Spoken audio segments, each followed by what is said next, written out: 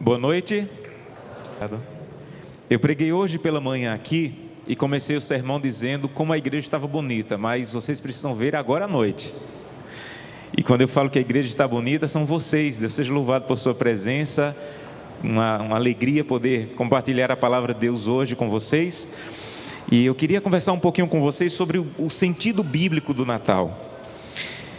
Como cristãos, nós comemoramos duas festas, as principais festas do cristianismo. A primeira é o Natal, que lembra o nascimento de Cristo, e a segunda é a Páscoa, que lembra a morte de Cristo. Mas com o tempo, as duas festas foram perdendo sentido. O Natal virou mais Papai Noel e gastar, e a Páscoa virou mais coelhinho e chocolate. Mas as duas festas cristãs, elas têm como objetivo lembrar o objetivo, por que Jesus Cristo veio para essa terra. E biblicamente, amigos, Jesus Cristo veio para essa terra com o principal objetivo de morrer por nós. Nós tínhamos uma dívida por causa do pecado, que só poderia ser paga se um Salvador viesse morrer em nosso lugar. Então, para vocês terem uma ideia de quanto isso é profundo na vida de Cristo, no livro de Daniel, no Antigo Testamento, mais de 500 anos antes de Jesus nascer, há uma profecia que dizia em que ano Jesus iria morrer. Então imagine alguém que mais de 500 anos antes já estava profetizada a sua morte, porque o objetivo, ou o principal objetivo da vinda de Jesus para essa terra, era morrer no nosso lugar para pagar pelos nossos pecados. Mas aí é o que eu quero falar com vocês essa noite. Se o único objetivo de Jesus vir a essa terra fosse morrer, ele poderia ter chegado no planeta na quinta-feira, morrido na sexta-feira na cruz, descansado na tumba no sábado e ressuscitado no domingo. Então, se o único objetivo da vida de Cristo fosse morrer, ele chegava na quinta, morria na sexta, ressuscitava no domingo. Mas quando nós comemoramos o Natal e lembramos que Jesus Cristo nasceu mais de 30 anos antes da sua morte, é para lembrarmos que Jesus Cristo veio para essa terra não com o único objetivo de morrer. Se fosse só morrer, como eu disse, ele chegava na quinta. Mas o fato de ele ter nascido 33 anos antes da sua morte é uma evidência de que ele tinha objetivos maiores, ou objetivos além de morrer por mim e por você. E essa noite eu queria compartilhar com vocês dois objetivos de por que Jesus nasceu e como esses objetivos devem ser vividos em nossa vida. Antes de nós irmos para o texto bíblico, eu quero convidá-lo a mais uma vez fechar os olhos para falarmos com Deus. Vamos orar? Querido Pai, muito obrigado pela oportunidade de mais uma vez compartilhar a palavra com essa igreja que está tão linda essa noite. Já fomos tão inspirados por músicas, mas nesse momento, ao lermos e estudarmos a Tua palavra, nós queremos que o Senhor ainda fale ao nosso coração, de maneira clara e poderosa.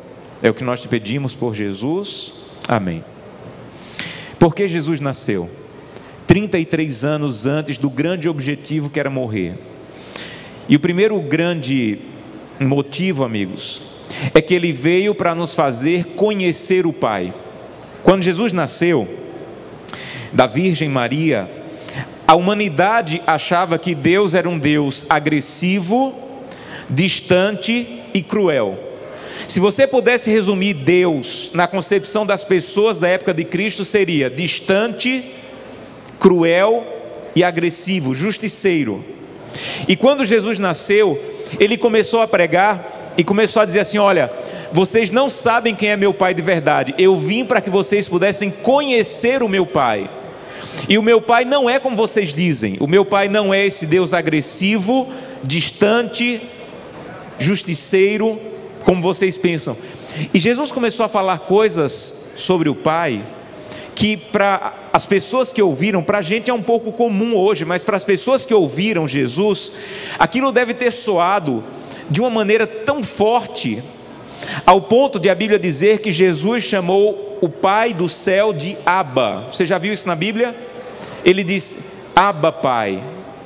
Há um estudioso bíblico chamado Joaquim Jeremias, que ele diz que Abba era a palavra que a criancinha falava quando estava aprendendo a falar o nome papai, na língua de Jesus.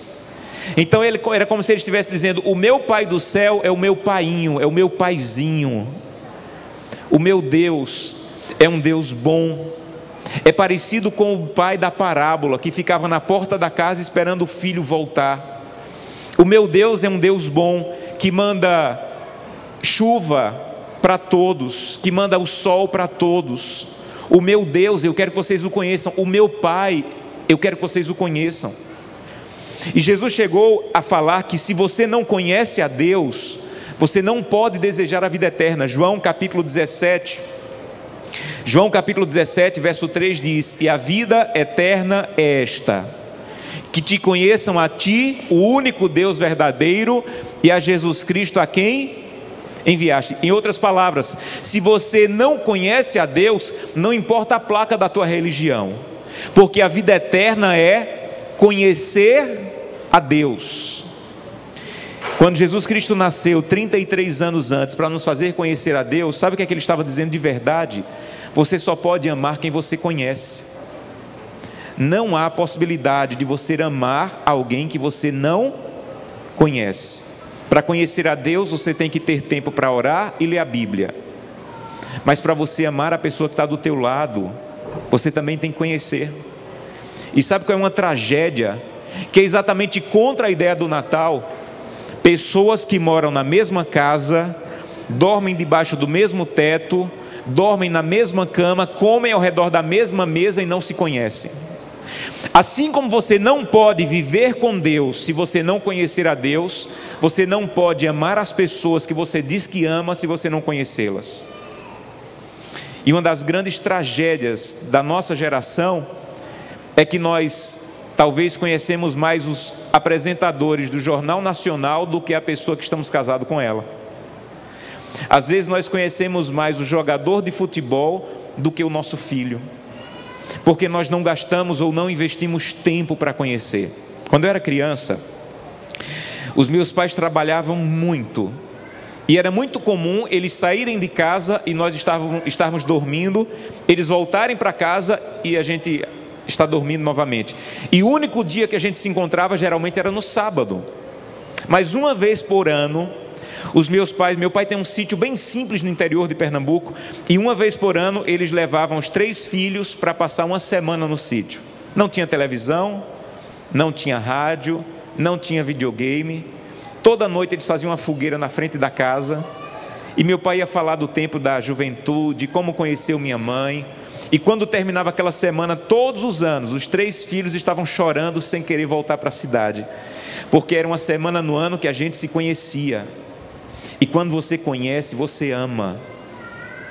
Então a pergunta que eu queria que você entendesse hoje, que você respondesse hoje: o Natal tem sentido para você porque você está conhecendo as pessoas que você ama do jeito que Jesus veio para fazer você conhecer o Pai dele?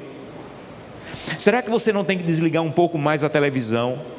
Será que você não tem que se desconectar um pouco mais das redes sociais para saber de quem a tua filha gosta? Você sabe qual é a matéria da escola que teu filho não gosta? Você conhece as pessoas que você diz que ama? Porque assim como você não pode viver na casa de Deus se você não conhecer, você não vai ter uma família feliz e em paz se você não investir tempo para conhecer as pessoas. Saber o que elas estão passando, saber o que está acontecendo com ela, bater papo. Você sabe o que é bater papo? Há uma pesquisa que diz que os brasileiros estão passando em média 9 horas por dia nas redes sociais. 9 horas por dia nas redes sociais. E as redes sociais, elas como que estão roubando o nosso tempo para conhecer a pessoa que está do nosso lado. Talvez você tenha um amigo na rede social que você conhece mais do que o seu pai. Talvez você conheça mais alguém que você se relaciona online do que uma pessoa que você se relaciona ao vivo. E Jesus Cristo não fez isso. Sabe por quê? Porque Ele veio 33 anos antes para dizer: eu quero que vocês conheçam o meu Pai. Eu vou passar 33 anos para que vocês conheçam, porque vocês não conhecem. E se você não conhece, você nunca vai poder morar na casa do meu Pai. Então, o primeiro grande sentido do Natal é: Jesus veio para fortalecer o conhecimento, porque sem conhecimento não há amor, e sem amor não há possibilidade de convivência. Mas a segunda coisa que Jesus veio fazer 33 anos antes não foi apenas conhecer. Se fosse apenas para conhecer o Pai, Jesus poderia ter mandado um tratado, Jesus poderia ter mandado um livro, uma poesia, uma música. Mas Jesus Cristo não veio apenas para fazer você conhecer o Pai. Jesus Cristo veio também para demonstrar amor. Então não era apenas morrer. Ele precisava fazer com que você conhecesse o amor do Pai, e ele precisava demonstrar o amor do Pai. E quando Jesus Cristo vai visitar a família enlutada de Lázaro e chora, o que Jesus está fazendo é: eu quero que você entenda e veja a demonstração do amor. Quando Jesus Cristo está entrando em uma cidade e ele vê um funeral saindo da cidade, de uma viúva que perdeu o seu filho, e ele para consolar a viúva, ele está dizendo: eu quero demonstrar o amor. Amigos, não basta apenas conhecer, você tem que também demonstrar. E eu acho que essa é uma das maiores falhas que nós temos como seres humanos. Nós não demonstramos. Tem algumas coisas que aconteceram na minha vida que me fizeram entender isso, a necessidade de demonstrar. Não é simplesmente dizer: minha esposa sabe que eu a amo. Você precisa demonstrar que ama. Não é simplesmente dizer: os meus filhos sabem que eu amo. É demonstrar que ama.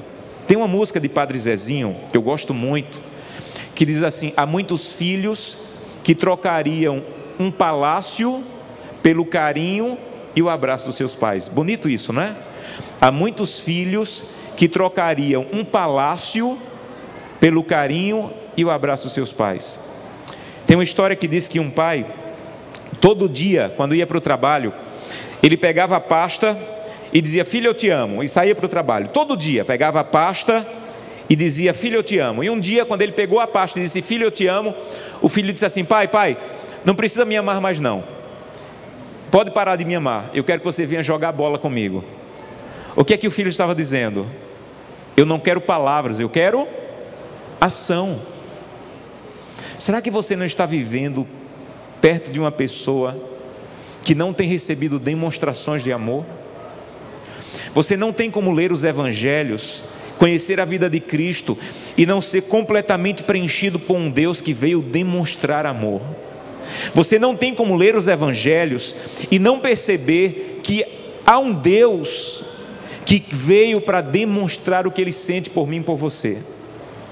E que se você quer viver realmente o sentido de Natal, você tem que aprender a demonstrar o que você sente pelas outras pessoas. A vida é tão corrida, e às vezes a gente vai resumindo a vida a comprar, pagar, fazer dívidas, e o tempo vai passando e as pessoas que nós dizemos que amamos estão vazias de demonstração de amor. Há quanto tempo você não abraça? Há quanto tempo você não beija a pessoa que você ama? Há quanto tempo você não diz que ama? Há quanto tempo você não demonstra que ama? Um outro pai, que também trabalhava muito, ele disse um dia numa reunião da escola, dos filhos, do filho dele, que por trabalhar muito, muitas vezes saía de casa e o filho estava dormindo, mas ele precisava demonstrar ao filho que ele o amava. Então todo dia, esse pai disse, todo dia, antes de sair de casa, eu dou um nó na ponta do lençol do meu filho, dou um beijo nele e digo: filho, eu te amo. Ele ainda está dormindo, mas eu dou um nó na ponta do lençol, dou um beijo nele e digo: filho, eu te amo. E quando o menino acorda, quando ele olha para um nó na ponta do lençol, ele lembra: meu pai entrou aqui, meu pai me deu um beijo, meu pai disse que me amava para poder ir para o trabalho. Não há desculpas para não demonstrar, porque Deus enviou o seu filho 33 anos antes da morte só para demonstrar, para dizer assim: eu quero que você conheça o meu Deus e eu quero demonstrar o que o meu Deus sente por você. Eu saí de casa com 15 anos para estudar e nunca mais voltei para a casa dos meus pais. E eu fui criado por um pai que teve uma infância dura, difícil e não tinha muita facilidade de demonstrar. E um dia eu recebi uma carta na faculdade, e na carta a pessoa dizia assim: se a pessoa que você mais ama morresse hoje, ela morreria sabendo que você a ama? E eu lembrei do meu pai. Eu nunca tinha dito para o meu pai que o amava. E eu liguei para ele, conversei um pouco e depois de um tempo eu disse: pai, eu te amo. Rasgou tudo assim, porque antes de sair rasga. E ele estava chorando do lado de lá, eu botei para chorar do lado de cá. E ele disse: filho, a gente nunca falou isso um para o outro. Eu disse: não. Ele disse: vamos falar. Eu disse: vamos. E a partir daquele momento a nossa relação mudou completamente. E eu lembro que um dos dias mais felizes da minha vida foi um dia que eu voltei de férias em casa e eu senti o meu pai me beijando e senti a barba dele furando o meu rosto. Eu nunca tinha sentido a barba dele furando o meu rosto. Eu senti naquele dia. E pensem numa sensação gostosa de você sentir demonstração. Talvez você esteja tentando demonstrar pela marca da roupa que você compra, ou pelo tamanho da casa que você está tentando construir para a tua família, e o que eles estão precisando de verdade é que você chore junto, que você sente junto, que você elogie, que você abrace, que você diga como você está lindo. Ao longo do meu ministério, eu já vivi momentos em que foi muito duro ter que fazer funeral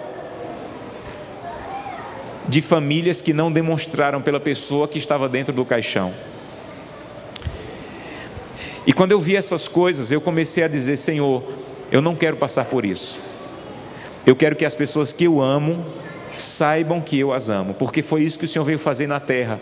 E é isso um dos sentidos do Natal. Ele veio para demonstrar que te ama. Sabem, ele não nasceu numa manjedoura de um casal pobre por coincidência. Ele queria mostrar para as pessoas pobres que ele entende, que ele se identifica. Ele não foi traído por coincidência.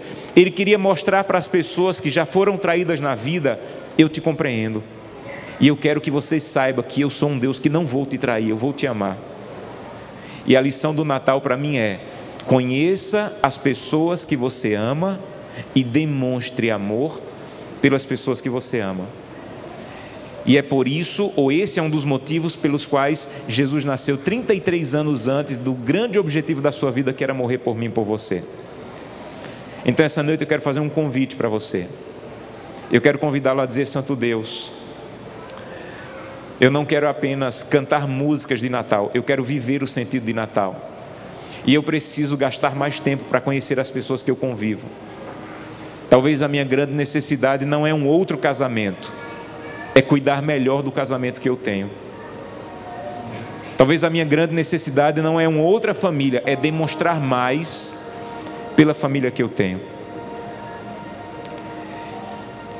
Eu peço a Deus sempre, e eu queria que você fizesse o mesmo pedido: Santo Deus, me dá capacidade de conhecer os meus filhos e a minha esposa e demonstrar por eles o que eu realmente sinto, como o Senhor fez por mim. Então meu convite essa noite: quantos querem viver o verdadeiro sentido do Natal, conhecendo as pessoas que você diz que ama e demonstrando pelas pessoas que você diz que ama? Quantos querem dizer isso a Deus? Deus seja louvado. E quando você faz isso, esse é o melhor evangelismo que tem. O melhor evangelismo que tem é uma família que ama e é amável. E quando você vive esse sentido do Natal, você vai poder ser usado por Deus para proclamar e dizer: Santo Deus, eu quero agora proclamar através da minha família a salvação em Cristo Jesus. Que Deus te abençoe. Que Deus te dê um Natal não cheio de presentes ou não cheio de coisas, mas cheio de demonstrações de amor. E isso vai dar um verdadeiro sentido ao teu Natal. Que Deus te abençoe.